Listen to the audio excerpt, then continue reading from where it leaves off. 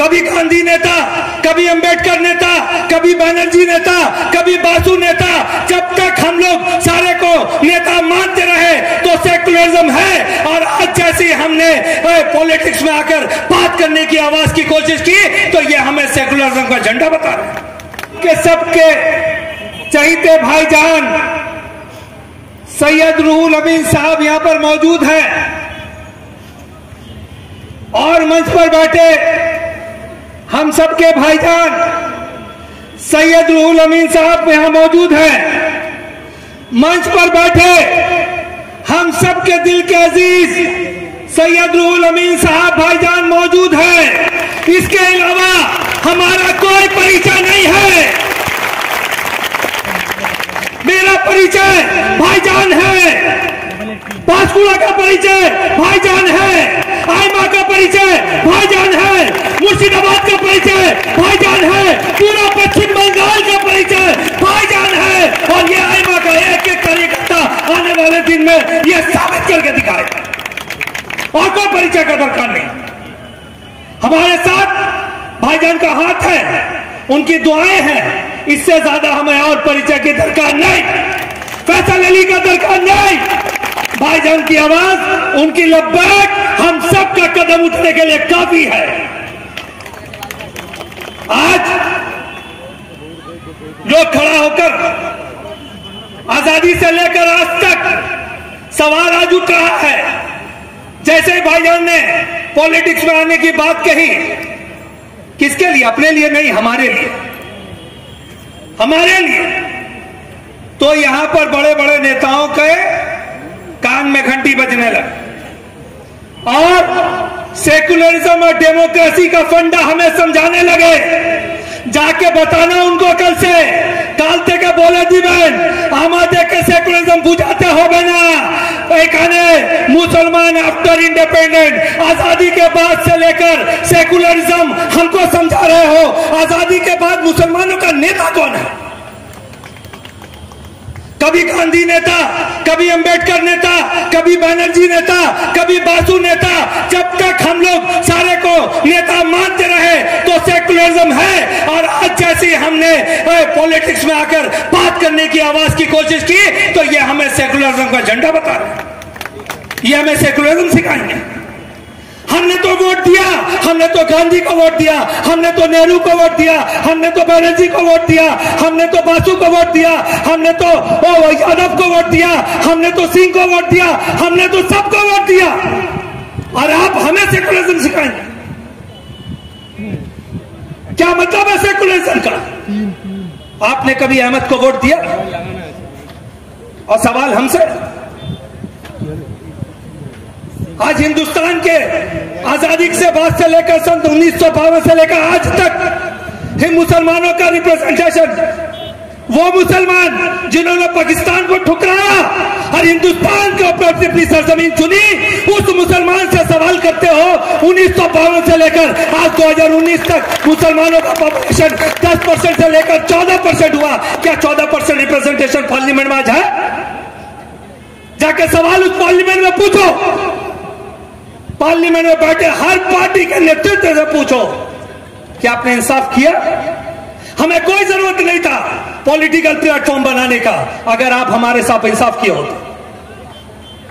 पश्चिम बंगाल में मुसलमानों की आबादी 27% रिप्रेजेंटेशन पश्चिम बंगाल की असेंबली में आपका है? आज हिंदुस्तान में मुसलमानों का पॉपुलेशन 14%। कितने सीट है पार्लियामेंट का? पार्लियामेंट में कितने एमपीज है? 545।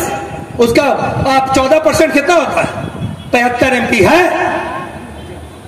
सवाल जाके उनसे पूछो, जब वो यहां पर मीटिंग खड़ा करके कहते हैं कि हमने मुसलमानों के 95% काम कर दिया है, तब उनसे गिरबान पकड़कर पूछो।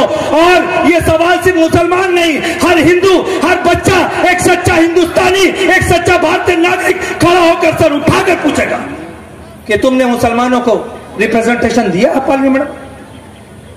तुमने मुसलमानों को रिप्रेजेंटेशन दिया असेंबली में? अगर आपने इंसाफ किया होता तो प्लेटफॉर्म बनाने की जरूरत नहीं थी, नहीं थी जरूरत।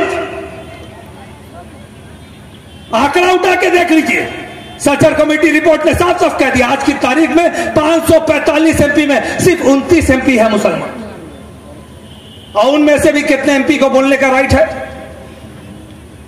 कितने एमपी को बोलने का राइट है? वैसे आज का मुद्दा यह नहीं था। आज का मुद्दा, यहां पर जब मैं आया तो मैं अभी इस बात को जरूर छेड़कर जाऊंगा कि आज हिंदुस्तान के बनते हुए समीकरण में एक बहुत बड़ा एजेंडा भारतीय जनता पार्टी लगातार पूरे दुनिया में, देश में, तो उनको पता हो गया कि अब उनके पास सबका साथ सबका विकास का कोई वादा नहीं बचा।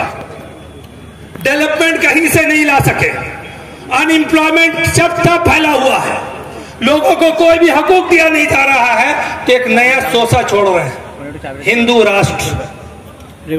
हिंदू राष्ट्र आज पांचकुड़ा की सरजमीन पे इस मंच से मैं आपको बताना चाहूंगा, गौर से सुनिए। एक क्रोनोलॉजी अमित शाह जी ने बताया था, याद है आपको? एक क्रोनोलॉजी अमित शाह जी ने बताया था। मैं आपको कहता हूं, गौर से सुनिए इस क्रोनोलॉजी को। एक क्रोनोलॉजी आज मैं आपको बताता हूं। नरेंद्र मोदी की सरकार जब हिंदुस्तान में बनी तो सबसे पहला काम उन्होंने क्या किया पता आपको? ये सवाल सारी पार्टियां पूछ रही है, नौकरी में क्या किया, इसमें क्या किया। मैं आपको एक क्रोनोलॉजी समझाता हूं। अमित शाह जी ने कहा था ना, एक क्रोनोलॉजी समझाते हैं, पहले एनआरसी होगा, फिर सीएबी होगा, फिर सीए होगा। आज मैं आपको एक क्रोनोलॉजी समझाता हूं। बीजेपी के क्रोनोलॉजी को समझिए और हिंदू राष्ट्र के क्रोनोलॉजी को समझिए, दिमाग साफ हो जाए। जैसे ही बीजेपी की सरकार, नरेंद्र मोदी जी की सरकार बनती है, सबसे पहला काम हिंदुस्तान के जितने बड़े साधु संत हैं उन सबको खत्म किया जा रहा है। जितने साधु संत हैं, जैसी सरकार काबिज हुई, जिन साधु संतों का हाथ पकड़कर नरेंद्र मोदी जी प्रधानमंत्री बने थे, राजा राम रहीम आज जेल में है, आज आसाराम बापू जेल में है, राधे मां जेल में है, नित्यानंद स्वामी अगर जेल में नहीं है तो निकलकर देश के बाहर भाग के तो हिंदू राष्ट्र बना रहे हैं। जिन पुजारियों का हाथ पकड़कर ये सरकार पर आए थे ना, वो सारे पुजारी आज जेल में है। बाबा रामदेव इसलिए बच गए क्योंकि उनसे कहा गया कि तुम बाबा का काम छोड़कर अपना पतंजलि बेचो, तब तुम यहां पर सर्वाइव करोगे, नहीं तो नहीं करोगे। सारे बाबा को जेल भेजा जा रहा है। इस क्रोनोलॉजी को समझिए। इसके बाद जब सारे बड़े बड़े जितने साधु संत थे, जिनके लाखों के तादाद में उनके फॉलोअर्स थे, उन सबको जेल भेजा गया। और उन पर इल्जाम क्या लगाया गया? उन पर इल्जाम लगाया गया कि वो सेक्स रैकेट चला रहे थे। बहुत सेंसिटिव इशू। और इसमें हथियार इस्तेमाल किया गया इंडिया मीडिया का इस्तेमाल किया गया। यहां से जब एक कदम आगे बढ़िएगा तो आपको पता चलेगा दूसरा क्रोनोलॉजी का स्टेप। भारतीय जनता पार्टी के जितने भी बड़े लीडर थे, जो नरेंद्र मोदी से बड़े लीडर थे, उन सबको लाइन बाय लाइन खत्म किया गया। लाल कृष्ण आडवाणी, उमा भारती, मुरली मनोहर जोशी, ऐसे सारे नाम, राम जेठमलानी, अरुण शौरी, यशवंत सिन्हा, जसवंत सिंह, जितने भी मोदी से बड़े लीडर थे, उन लोगों को खत्म किया गया। ये है इनका हिंदू राष्ट्र, फेक हिंदू राष्ट्र। उसके बाद जब यहां पर नरेंद्र मोदी से जितने भी सीनियर लीडर थे, उन सबको खत्म किया गया। उसके बाद नरेंद्र मोदी के जितने कद वाले लीडर थे, उन लोगों को खत्म करने का सिलसिला शुरू हुआ। शत्रुघ्न सिन्हा, सुब्रमण्यम स्वामी और ऐसे नवजोत सिंह सिद्धू, जो इनको बोलना आता था। इवन अभी जो बीजेपी में है, नितिन गडकरी, यहां तक के राजनाथ सिंह, कहीं नजर आ रहा है? देश किस तरफ जा रहा है आप सोच के देखिए। इस देश के सेकुलरिज्म को बचाना है, इस देश के हिंदुत्व को बचाना है, इस देश के मुस्लिम को बचाना है, इस देश के संविधान को बचाना है, तो आज एकजुट होकर लड़ने की जरूरत है। जितने भी बीजेपी के बोलने वाले लीडर थे, उन सबको, उनका सबके सामने उन सबको खत्म किया गया। ये भी एक क्रोनोलॉजी समझने की जरूरत है, स्टेप बाय स्टेप। और आज मैं आप लोगों को इस मत से कहता हूं कि कहते हैं कि आप लीडरशिप में नहीं आ सकते।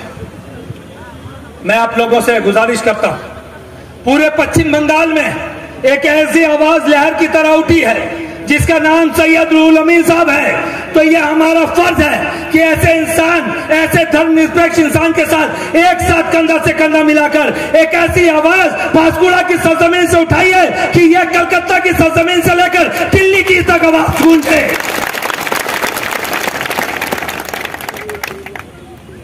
ये क्रोनोलॉजी मैं आपको समझा के आज जा रहा हूं कि किस तरीका से एक एक तबका के ये देश लोकतंत्र से हटकर राजतंत्र की तरफ जा रहा है। यहां पर एक ही संगठन रहेगा और एक ही नेता रहेगा, इस आइडियोलॉजी पे चल रहे हैं। देश का संविधान खतरे में है। उस देश के संविधान को बचाने के लिए आज जरूरत है हम सबको एक होने की। और यहां पर ऑल इंडिया माइनॉरिटी एसोसिएशन एक ऐसा प्लेटफॉर्म हमारे सामने दे रहा है जिसके साथ हम लोग जुड़कर अपने देश और देश के संविधान को बचाकर हम अपने देश के संविधान के लिए लड़ने के लिए खड़ा हो सकते हैं।